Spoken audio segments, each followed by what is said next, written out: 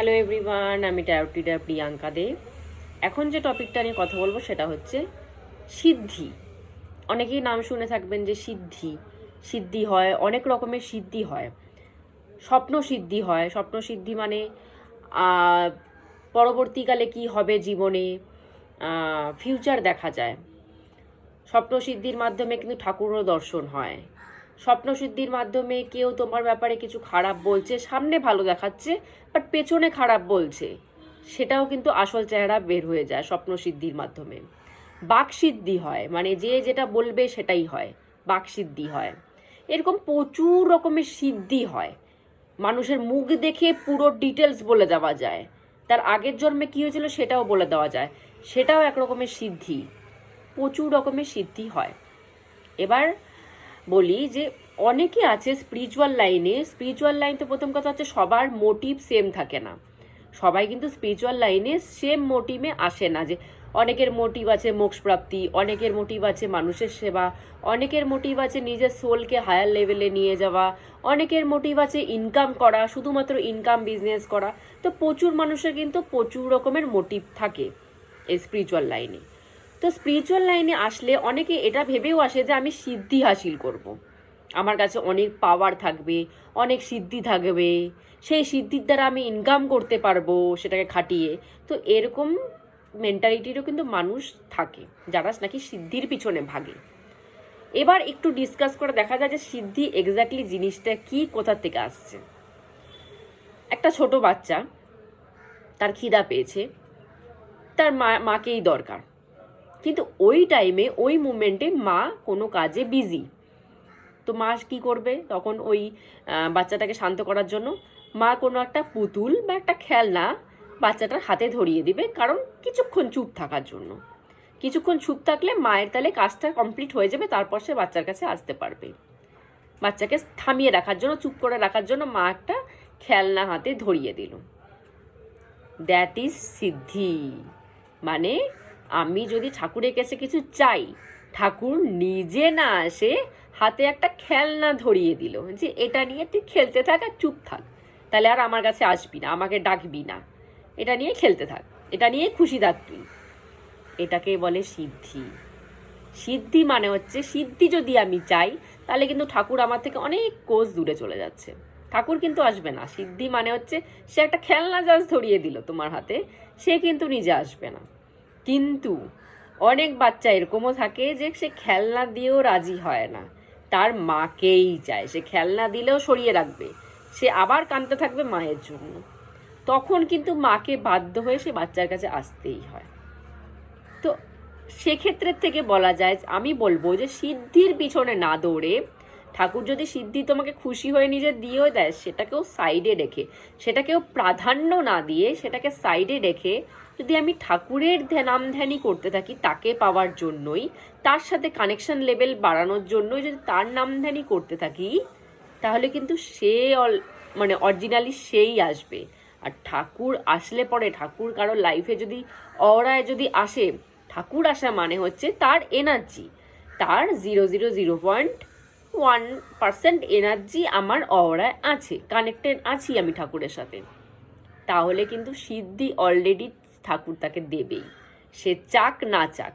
সব স্পিরিচুয়াল মানুষের কিছু না কিছু সিদ্ধি কিন্তু থাকবেই, সে চাক না চাক। কিন্তু তার মানে এটা না যে সিদ্ধির পিছনেই দৌড়াও, শুধুমাত্র সিদ্ধির জন্যই স্পিরিচুয়াল লাইনে ঢোকো, তার মানে এটা না। স্পিরিচুয়াল লাইনে ঢোকা মানে নিজের এনার্জিটাকে হাই লেভেলে নিয়ে যাওয়া, নিজের সোলকে হায়ার সোলের সাথে কানেকশন লেভেল করা। তার মাঝখানে সে খুশি হয়ে, বলে না কেউ খুশি হলে কিছু একটা উপহার দেয়, কিছু একটা গিফট দেয়, তো সিদ্ধিটা সেরকমই। ঠাকুর যদি খুশি হয় কিছু না কিছু গিফট সে রিটার্ন দেবেই, তো সেটা হচ্ছে সিদ্ধি। কিন্তু আমি তাই বলে ঠাকুরকে ভুলে গিয়ে শুধুমাত্র সে গিফটের কথাই ভাববো, সেটা কিন্তু পসিবল না। সেটা করলে কিন্তু ঠাকুর অনেক দূরে চলে যায়। কারণ ঠাকুর আর সিদ্ধির মধ্যে ডিফারেন্স হচ্ছে, ঠাকুর যেটাকে বলে 100% ঠাকুর, সিদ্ধি মানে তার কেনি আঙ্গুলেরও সমান না। ঠাকুরের কেনি আঙ্গুলেরও সমান না সিদ্ধি দেওয়া। তো আমি এই কেনি আঙ্গুলের মতো জিনিসটা নিয়ে শান্ত থাকবো, নাকি আমার সেই পরমাত্মাকেই দরকার? কোনটা দরকার?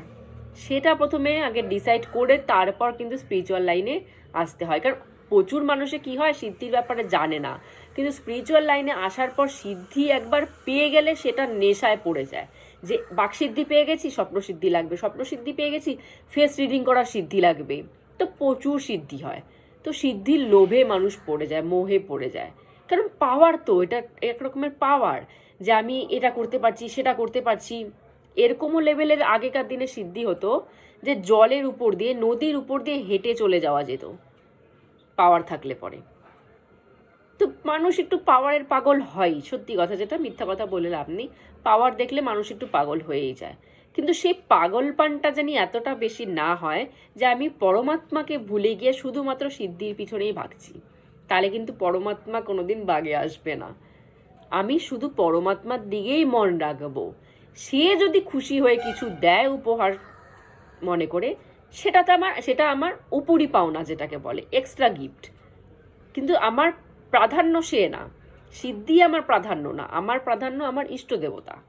সে খুশি হয়ে যা দেবে সেটা আমার উপরি পাওনা।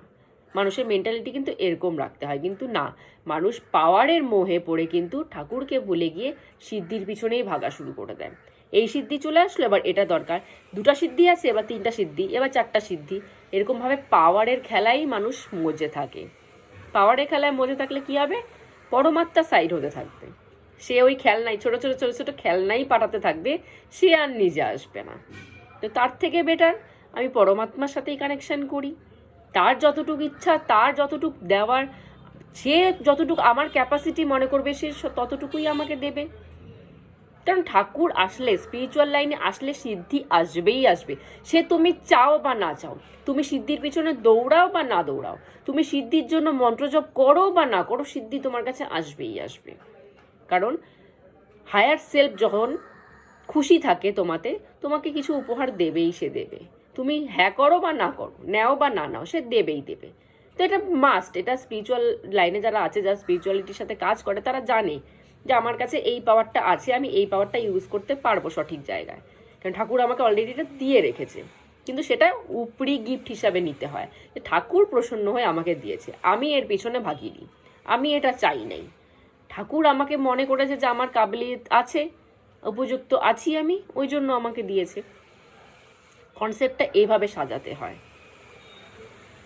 কারণ আমি পরমাত্মার সাথে সিদ্ধির তুলনা করে একদম কোনোই লাভ নেই। পরমাত্মাকেই চাই, পরমাত্মা চাইলে পরে সিদ্ধি মানে আসবেই আসবে।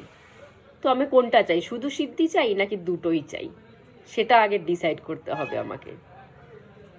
তো এটাই বলার ছিল। কারণ অনেকেই আছে সিদ্ধির ব্যাপারে জানে না, ভাবে সিদ্ধি মানেই ঠাকুর। অনেকেই কনসেপ্টগুলো ভুলভাল কনসেপ্ট থাকে, সিদ্ধির পিছনেই দৌড়ায় ঠাকুরকে ছেড়ে দিয়ে। তো স্পিরিচুয়াল লাইনে যখন কেউ আসবেন, ঢুকবেন, জিনিসগুলো বুঝবেন, তখন জানি সঠিক গাইডেন্সটা পান। এই জন্যই এই ভিডিওগুলো করা, যে সঠিক গাইডেন্সটা জানি পান। ভুল গাইডেন্সে ভুল পথে জানি না চলে যান, তাতে সব কিছুই হাতছাড়া হয়ে যাবে। তো আজকের মতো এতটুকুই বলা ছিল। জয় গুরু।